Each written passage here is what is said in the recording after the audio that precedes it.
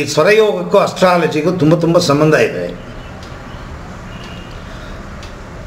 ಒಂದು ದೊಡ್ಡ ಡೌಟ್ ನಮಗೆ. ಒಬ್ಬ ಜ್ಯೋತಿಷ್ಯನ ಹತ್ರ ಹೋಗ್ತೀವಿ, ನನ್ನ ಮಗಳಿಗೆ 28 ವಯಸ್ಸಾಯಿತು, ಇನ್ನೂ ಮದುವೆ ಆಗಿಲ್ಲ. ಯೋಚನೆ ಪಾಪ, ಕೆತ್ತು ಬಿಡ್ತಾನ, ಬೇಕೋ ಬೇಡವೋ ಹುಟ್ಟು ಬಿಡುತ್ತೆ ಮಗು.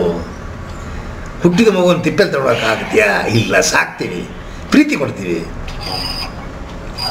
ಕೇಳಿದ್ದೆಲ್ಲ ಮಾಡ್ತೀವಿ ಆ ಮಗುಗೆ. ಅದು ಹೆಣ್ಣೋ ಗಂಡೋ, ವಯಸ್ಸಿಗೆ ಬಂದಾಗ ಮದುವೆ ಮಾಡಿಕೊಟ್ಟು ಕೈ ತೊಳ್ಕೋಬೇಕು.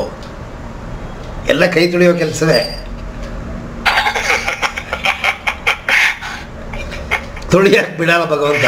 ಮಗನೇ ಕಟ್ಕೊಂಡು ಸಾಕಿ ಒದ್ದಾಡವಳ.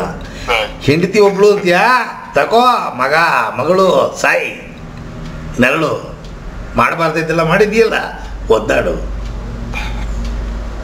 ಒದ್ದಾಡ್ತೀವ, ಶಾರ್ಟ್ ಕಟ್ ಹುಡುಕ್ತೀವಿ.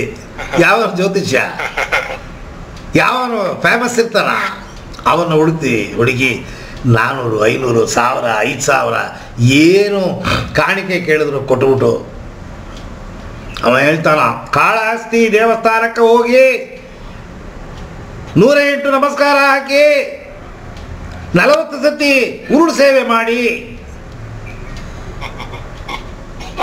ಇಲ್ಲಿ ಈ ಕಡೆ ಸುಬ್ರಹ್ಮಣ್ಯ ಎಂಜಲ ಎಲೆಯಲ್ಲಿ ಉರುಳಾಡಿ ಹೋಗ್ಲಿ. ಅವ ಹೇಳಿದ್ದೆಲ್ಲ ಮಾಡ್ತಿರಲ್ಲ. ಮಗಳಿಗೆ ಮದುವೆ ಆಯ್ತಾ?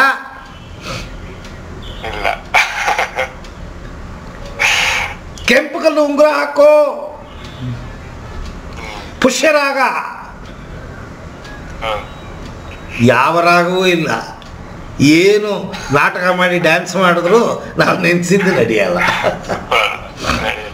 ಹಾಗಾದರೆ ಅಸ್ಟ್ರಾಲಜಿ ಸುಳ್ಳ? ಇಲ್ಲ, ಸತ್ಯ.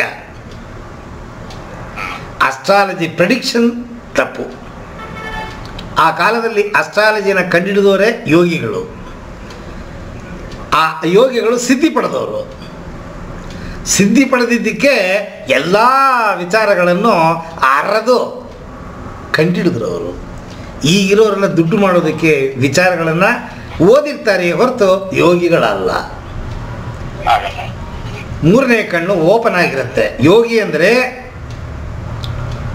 ಏನು ನಡೆಯುತ್ತೆ ಅಂತ ಅನ್ನೋದು ಮುಂದೆನೇ ಗೊತ್ತಾಗೋಗುತ್ತೆ ಯೋಗಿಗಳಿಗೆ. ಅವ್ರು ಹೇಳೋದು ಸತ್ಯ. ಈಗ ಹೇಳೋದೆಲ್ಲ ನಿಮ್ಮ ಮನಸ್ಸನ್ನು ಸಮಾಧಾನ ಮಾಡೋಕ್ಕೆ. ದುಡ್ಡು ತೊಗೊಂಡ್ಬಿಡ್ತೀನಿ 4000, 5000, ಏನಾರು ಒಂದು ಹೇಳಿ ನಿಮ್ಮನ್ನು ಸಮಾಧಾನ ಮಾಡಿ ಕಳಿಸ್ಬಿಡ್ತೀನಿ. ಸೊ ಈ ಅಸ್ಟ್ರಾಲಜಿ ಬಗ್ಗೆ ಜಾಸ್ತಿ ಹೋಗೋದು ಬೇಡ, ಯಾಕೆಂದರೆ ದುಡ್ಡು ಸಮುದ್ರ ಅದು. ಆದರೆ ಸ್ವರಯೋಗ ಅಸ್ಟ್ರಾಲಜಿ ಎರಡು ಒಂದಕ್ಕೊಂದು ಅಣ್ಣ ತಮ್ಮಂದರಿದ್ದಂಗೆ ಅಂಟ್ಕೊಂಡಿದೆ.